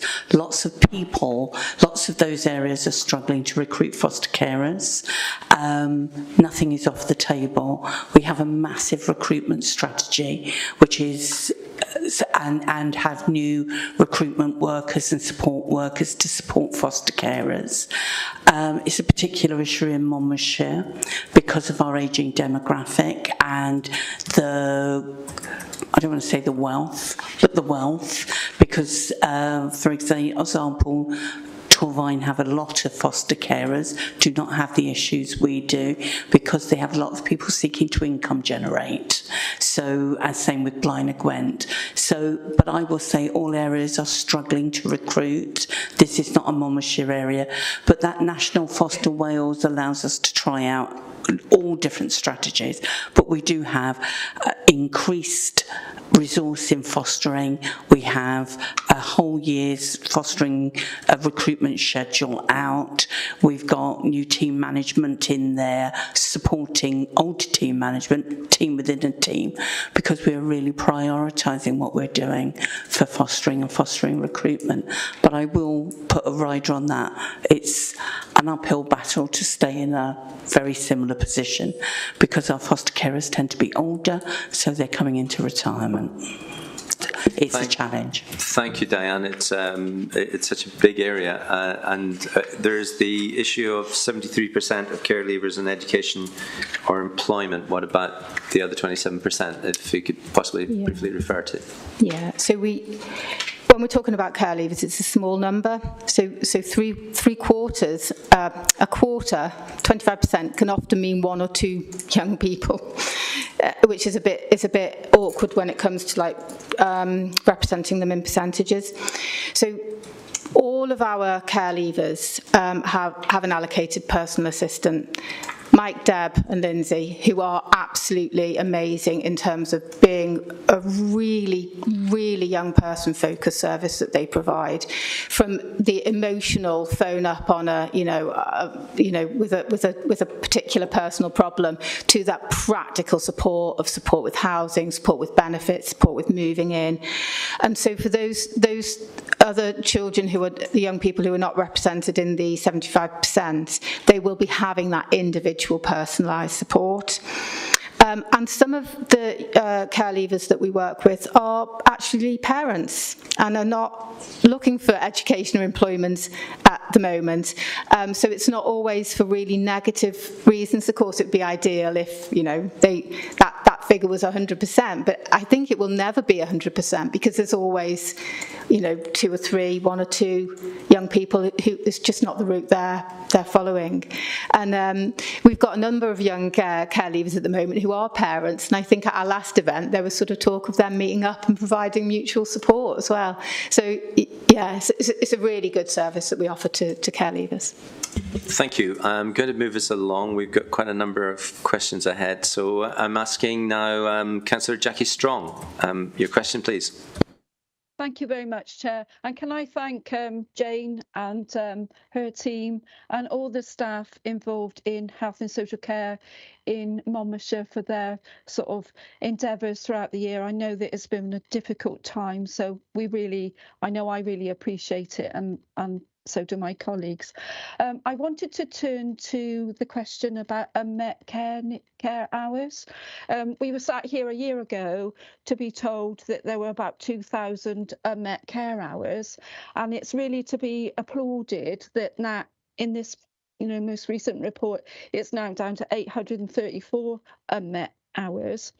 My question really is, it seems from reading the report that most of those unmet care hours are within the community rather than people coming from hospital out into the community. It's actually people already in the community waiting for care and support in their own homes. I just wanted to be reassured that we're not going all out to get people back home when we might be missing the preventative bit about preventing people having sort of lack of unmet care that need to be in hospital. And so it's getting that balance right, really. I think also in the report, it's to be really sort of welcome that you've got 15 micro carers. We heard a year ago that it was a pilot and that was happening, but that's just a drop in the ocean when we look at the number of 650 people actually getting care at home. And so to have 15 people willing to be self-employed carers is just a drop in the ocean. I also wanted to just touch on you mentioned sort of reablement and rebalancing reablement and long-term care. I wanted to ask about recruitment and retention of obviously physios, occupational therapists and other therapists. What is the situation at the current state of play? Are we able to recruit staff? Are we able to retain staff? Because they're going to be crucial in actually keeping people independent and in their own homes. And also, what is the current state of the care and repair budget? Because that's also, I've had one of my own residents that had an issue that there was no money for adaptations, and their situation was really, really, really worrying. So that's my questions. Thank you. Thank you, Councillor Strong. We're beginning to get quite a number of questions coming in at each question, so I'm going to hold us to no more than 2 or 3 per person, or we will never be able to ensure everyone has their question responded to. So if you could take the first couple of those, Jane, and we'll see if we need to come back to any others later on. Thank you. Thank you for your very kind words, Councillor Strong. And yes, we were pleased to note that the care hours are coming down. And I mean, you've sort of explored some of that yourself. It's a balance between, how we prioritise those who need it the most and where care hours are available. And we do have that ongoing daily sort of discussion between that needing to discharge people from hospital on a care package when they're ready to be discharged, balancing against what need we've got in the community. And there are just no easy answers for it other than a really detailed knowledge of individuals and where we've got care hours available. It's a daily task that people are engaged in. And agree, yes, 15 micro carers, but that has made quite a difference to being able to expand and have more care available to us, which is contributing to us able to hold those hours at lower, certainly, than they were a year ago. The recruitment and retention of therapists is problematic for local authorities. All local authorities, again, we're not alone in that. One of our challenges is around the pull for therapists to work within hospital and more clinical settings. We always advocate for how rewarding it is to work as therapists in the community, particularly because our teams are well integrated. And together with our colleagues in health, we do regularly raise the fact that, you know, the therapists in hospital settings should come and have community placements, because that may well trigger their interest and their desire to work in communities. So that sort of recruitment of therapists, we work at a more of a sort of regional level to address some of those underlying issues, and locally we just try and advocate for how wonderful it is to work in an integrated setting within Monmouthshire, but yes, it is an underlying problem.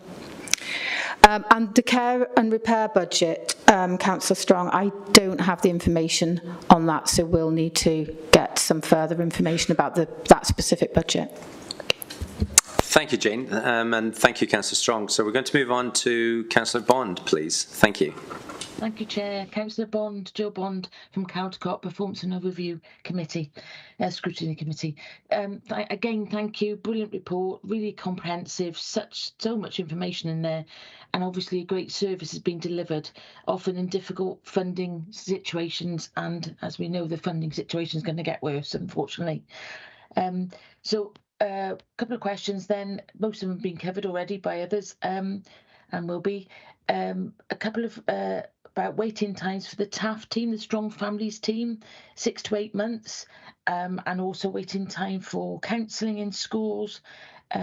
Wonder what it is, and what does it look like for 2023, and what can we do about it?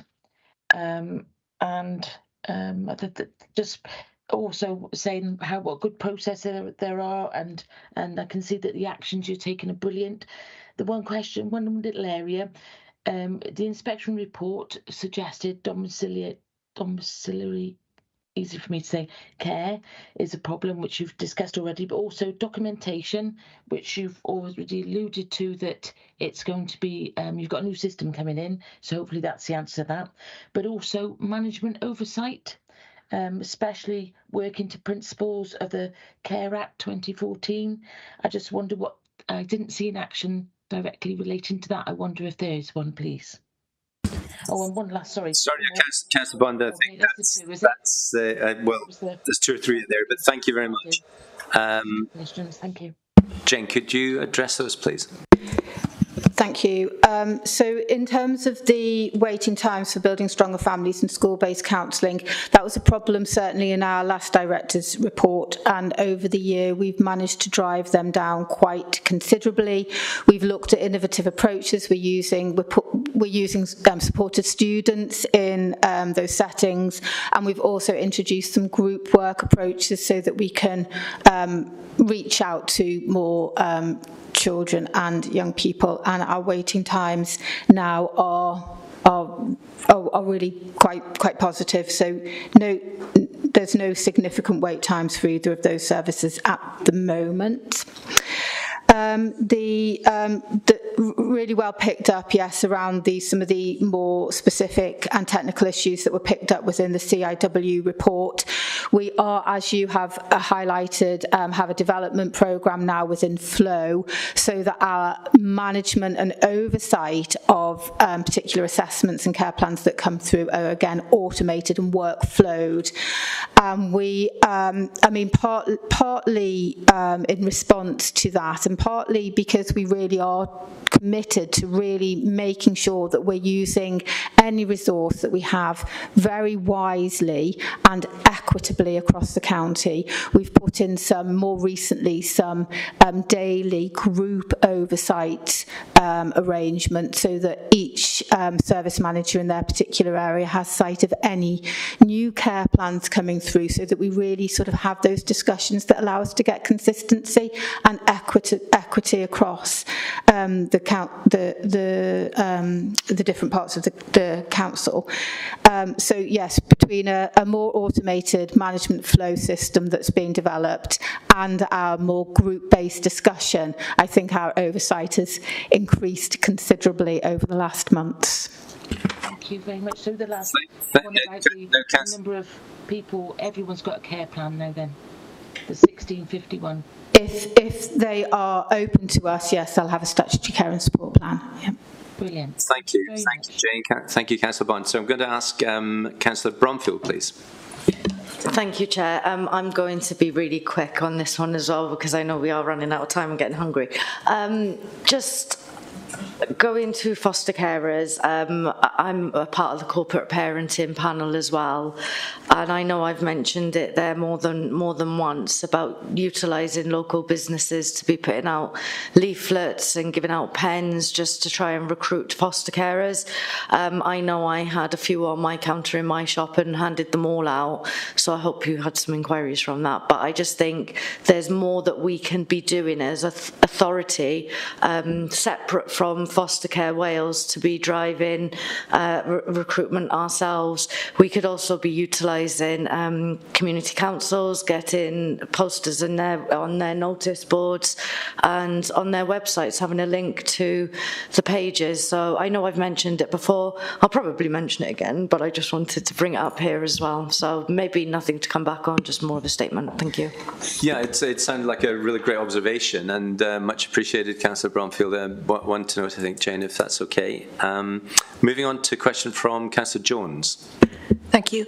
I just wondered how advantageous WISES is to the adult service team, because I noted that the adult safeguarding team have no access to it, and we're the only ones in Gwent. So how advantageous is it? You know, I was kind of part of RPB when it was all in the air, and I wondered if it's gone forward and it's been good for Monmouthshire. Thank you for that question. Yeah, WISES, for those who don't know, I can't remember exactly what they stand for, but it's our Gwent-wide store of aids and adaptations that can be used within people's homes to support their independent living at home. And actually, Councillor Jones, it's one of our mainstays. We use it frequently and often, and have a really good relationship with the OT that leads that service. Our budget against the WISES store is always challenging. We're always overspending on that, and we often get support through the RPB actually to sort of help us manage that. But yeah, it's a pretty big chunk of the work that we do with people to keep them living independently at home. Can I just come back on that? Please, yeah. So what about the adult safeguarding services? Do they have access to WISES now? Or?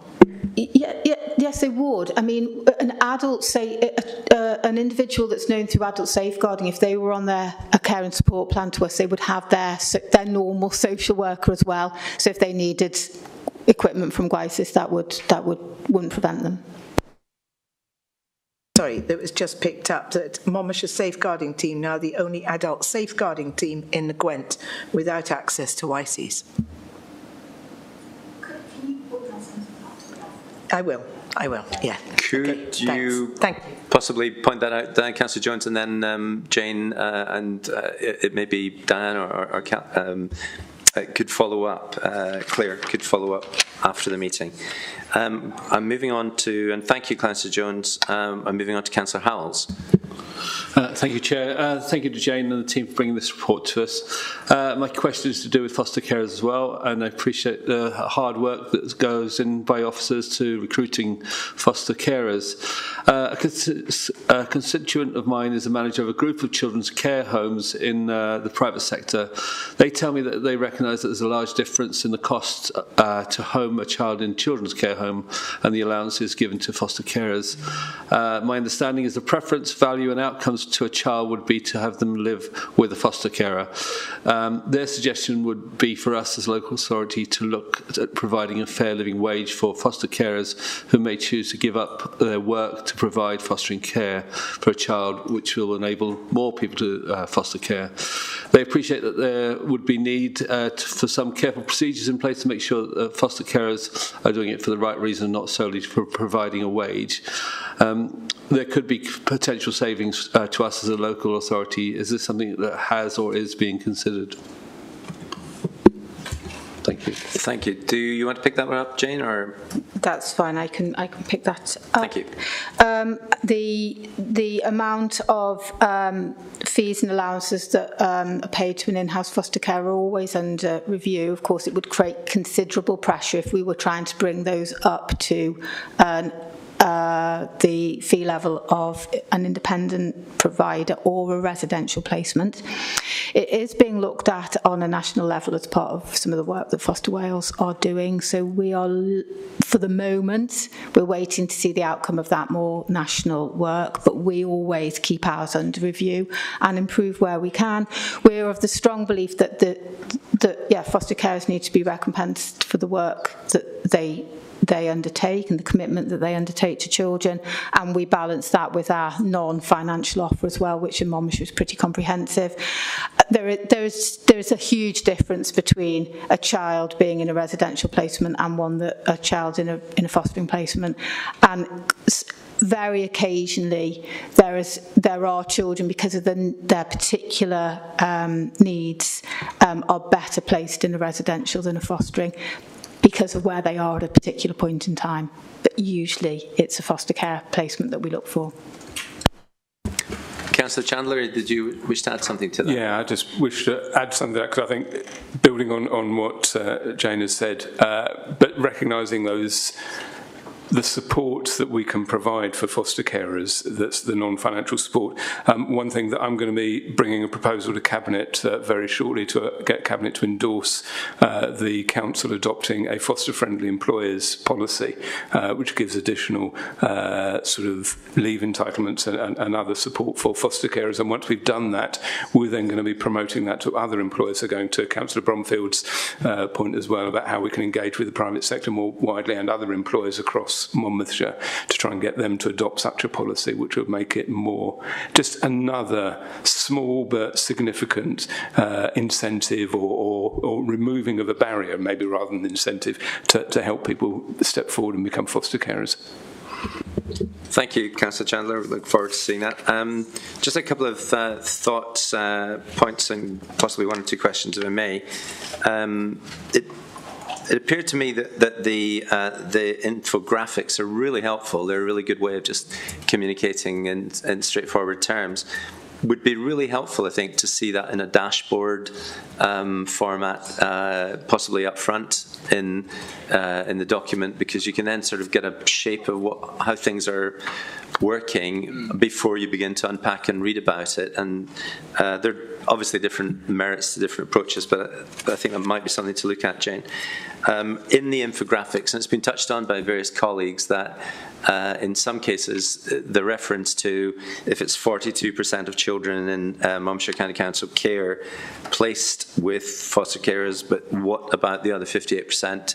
Every time you refer to, those who are 73% of care leavers in education or employment, what about the other 27%?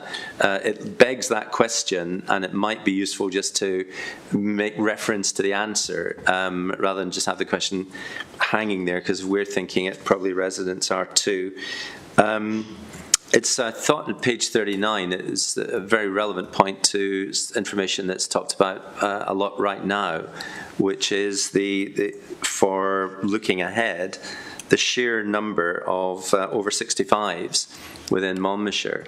I just heard driving in this morning the population within 10 years of the United Kingdom over the age of 65 will be greater than the number of young people under the age of 15 for the first time.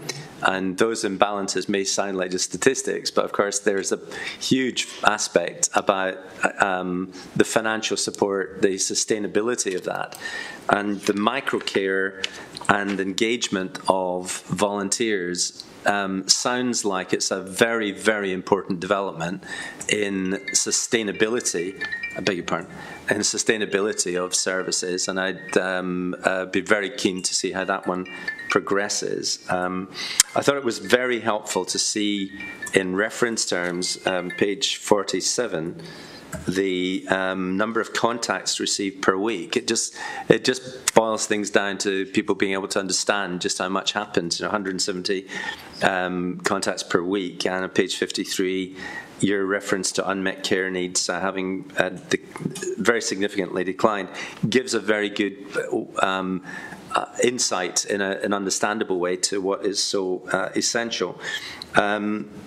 I did wonder, as an overall point, how we're doing relative to other local authorities, which is that issue again of perhaps it would be useful to just have the objectivity that could be played into this in ways that we could escape the potential criticism of marking our homework, etc., etc. And that can come from, of course, users of the service as well as potentially colleagues in other services.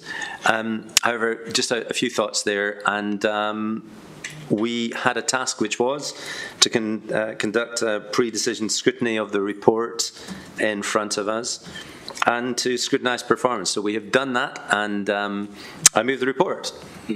And thank you, everyone, for the questions that you raised and for the answers.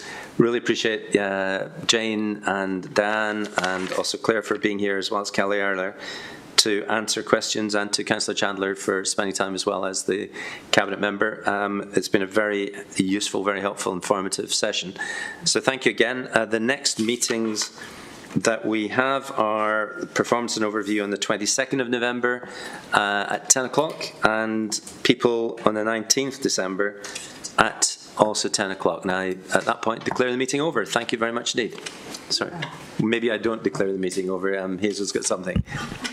Just last night we sent out a cancellation for the people meeting on the 19th. That's because the chair and the vice chair are unavailable, and the report under question is perfectly able to be scrutinised at the next meeting because it falls within the consultation timeline, which was the purpose of bringing it to the scrutiny. If there's any other business that requires a meeting to be held before Christmas, then that would need to be organised. But at this point in time, we're assuming that the 19th members are in agreement that that would be cancelled. Thanks. Thank you, Hazel. Councillor Fuchs, I think a point or question. Yeah, just a quick question. I see we've got another meeting on the 22nd, and then on the 29th it says Special Performance and Overview Scrutiny Committee on November the 29th. I wanted to check why that's been put in and what the agenda is, or what we'll be discussing there. Yeah. So it's basically two separate meetings, two agendas. The 29th will have the asset management strategy, financial strategy, and month 6. And then the one on the 22nd has month 5 budget monitoring, school funding formula, strategic risk register, and LDP annual monitoring report. So it's mainly because you've got month 5 and month 6 over separate meetings, different positions, but also you couldn't accommodate that amount of business in one meeting. Okay. They're still quite hefty meetings. Great. Thank you. Thank you, Hazel. Thank you, Robert. And we look forward to seeing you at the next meeting.